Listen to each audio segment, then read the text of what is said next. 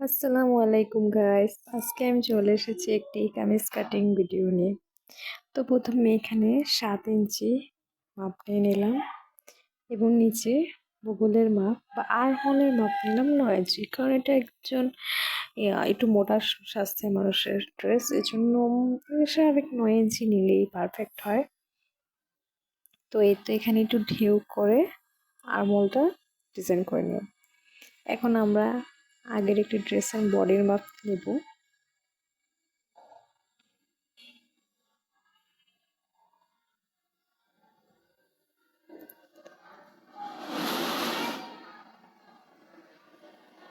এই তো বডির মাপ হচ্ছে 18 ইঞ্চি, মানে 18 দুগুণে 36 ইঞ্চি।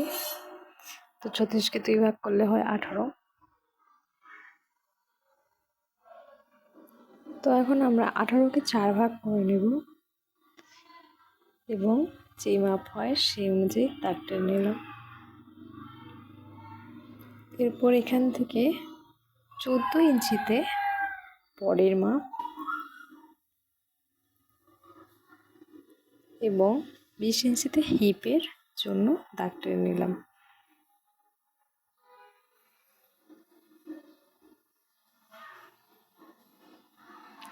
এরপর এখান থেকে 10 ইঞ্চিতে মাপ টেনে নিলাম এবং এখানে 12 ইঞ্চিতে মাপ টেনে নিলাম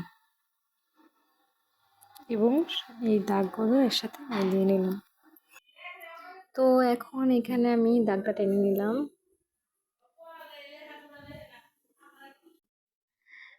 তখন এই যে আমি লম্বা বরাবর দাগ টেনে নিলাম।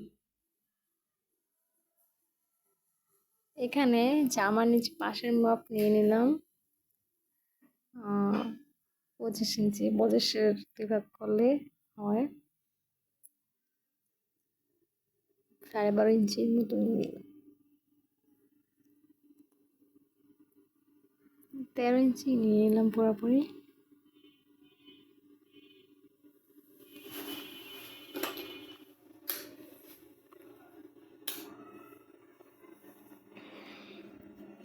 এখন এই তো আমাদের কাটা শেষ। এখন আমি এটা মিলিয়ে নিব। এখন ডিজাইনটা শেষ না, এখন আমরা এটা কেটে নেব সুন্দরভাবে। দেখতেই পাচ্ছেন কীভাবে আমরা দাগ বরাবর কেটে নিচ্ছি। এভাবে আমার ভিডিওটা দেখে যদি আপনি প্রথম থেকে ফলো করেন তাহলে আপনি বুঝবেন একটা কামিজ কাটা কতটা সহজ।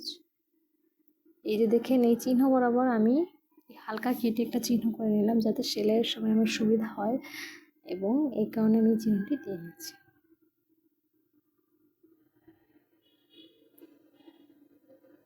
এই তো আমার কামিজ কাটা শেষ। কতটা সহজ ছিল একটি কামিজ কাটা। তো আপনাদের কেমন লেগেছে কমেন্টে জানাবেন এবং একটি চ্যানেলটিকে সাবস্ক্রাইব করে দেওয়ার চেষ্টা করবেন। এখন আমি গলা কাটবো। গলার ডিজাইনের জন্য প্রথমে নিলাম 3 ইঞ্চি, এরপর নিলাম 6 ইঞ্চি লম্বা।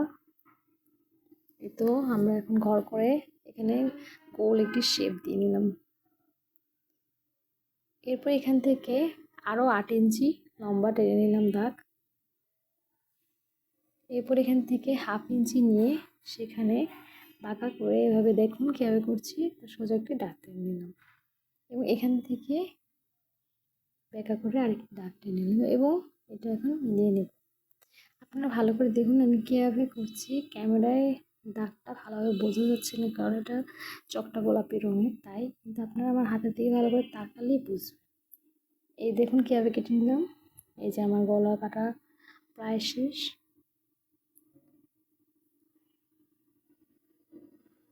আপনারা যদি ভালোভাবে দেখেন তাহলে বুঝবেন আমি ঠিক কীভাবে কাজটা করেছি।